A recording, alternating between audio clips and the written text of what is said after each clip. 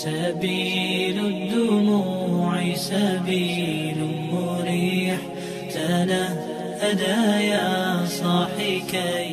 شروع اللہ کے نام سے جو بڑا مہربان اور نہایت رحم کرنے والا ہے۔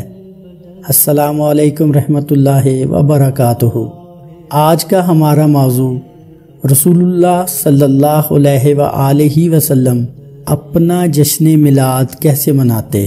اس سے متعلق ہم مسلم شریف کی احادیث مبارکہ آپ احباب کی خدمت میں پیش کرتے ہیں۔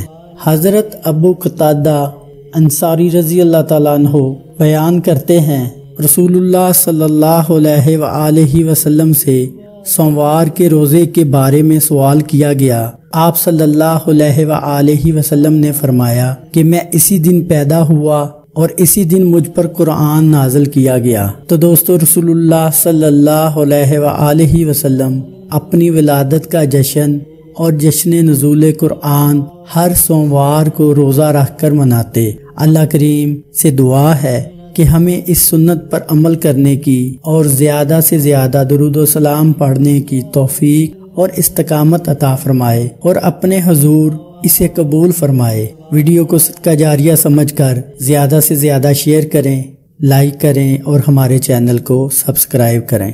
جزاکم اللہ خیرہ۔